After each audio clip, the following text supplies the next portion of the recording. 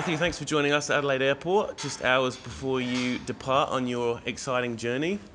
Just how honoured are you to be called up to represent South Australia on the international stage? Oh, it's a great honour. It's a privilege, really. There's not very many people that get to officiate in international tournaments like the Asian Cup. And of course, it's something like the players, the referees work towards to be able to select it. So I'd like to think, hopefully, that's based on the hard work over the course of the last 20 odd years that I've been refereeing here in South Australia and around the world. And yeah, like the players, you try and do your best in every match, whether it be in the A-League or in the Asian Champions League. And then, yeah, when you receive an email saying that you've been selected, of course, you're very excited and honoured to be able to get there. And then the hard work starts. So been training very hard for the last 2 months, preparing for it. Foregoing a lot of Christmas pudding and the like, and now yeah, on my way, and hopefully it'll go well. What's the one thing you're most looking forward to? Well, two things really. What's the biggest challenge that you're going to face over there, and what's the most exciting thing that you're going to be doing? Well, I think both of them are down to the football. I mean, the football at this level is at the highest level in our region, Asia. You've got the Socceroos. They're a top quality side. They won the tournament last time, 4 years ago, and I was involved in that tournament, and it was one of the highlights of my career.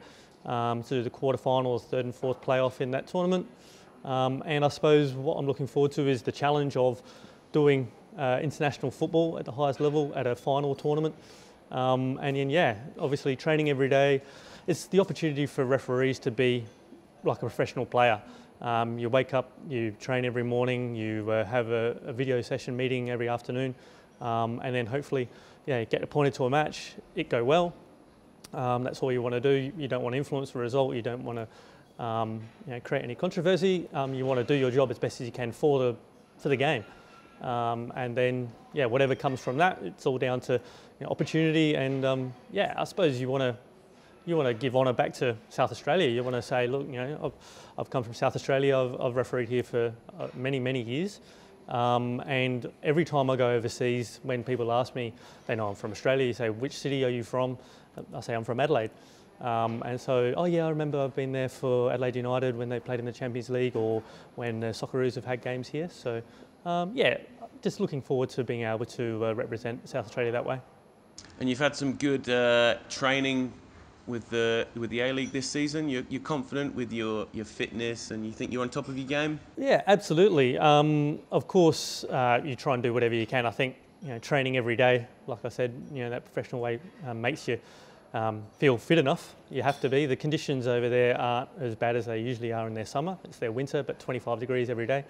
And yeah, obviously the games are going to be fast. So chasing the likes of Nikola Miluzhnik the other night, he's one of the quickest blokes in the world. So yeah, my role as an assistant referee is to have that explosive pace. As years go on, that's difficult to maintain, but I've tried to do everything I can to be prepared. I try and think of 3 things when I go out for a match. Are you prepared? So I've done everything I can to get ready for the match. And am I focused? I'm definitely focused on this tournament. That's why I want to be there. And the third thing is, am I able to do my best like I have any other time? So to try and give yourself confidence, you go out there, and of course, football, things happen. We're human. Sometimes mistakes are made, and you've tried to do everything you can to prevent that.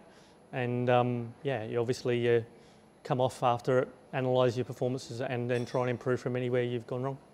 Do you see yourself as a role model to the next generation of referees coming through in South Australia? I would like to think so. I've been very lucky to attend the tournaments that I have in the past, and you'll find me training 2 nights a week with referees from all ages here in South Australia who are doing NPL matches and junior matches, and even just running around with them doing drills, working out offside situations or penalty area situations, and trying to educate those new young referees like I was 25 years ago. I started when I was 15, and now we have 15-year-old kids that are coming out and refereeing under 12s matches around Adelaide, and referees just aren't created the same way that international players aren't created, or even state level players aren't created. It takes time, so I'd like to think that anything I'm able to help and offer them will make them better and obviously the sport better in the state also. And with you going away today, obviously in the last couple of weeks, the Federation has announced they'll be investing over $500,000 in developing referees over the next 3 years. Just how pleased are you that you've got the support from the Federation, and just how important is it that we continue to grow our local referees to become, referees like yourself? Yeah, well, I think that's always been the case. Without that focus on development, saying that referees need to have that support, like I was just saying, they don't just appear.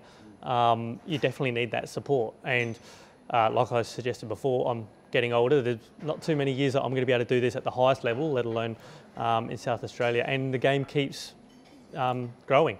So that means with more matches and more fields, there's also the requirement for more referees. So any investment that's been able to be focused in that area is always welcome.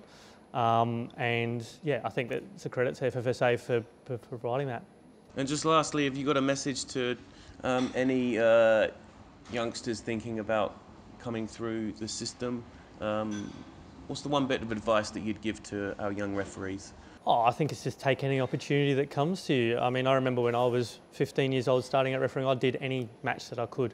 And the reason for that I still do is because any match can provide any educational learning or opportunity to advance. It doesn't matter what level it is.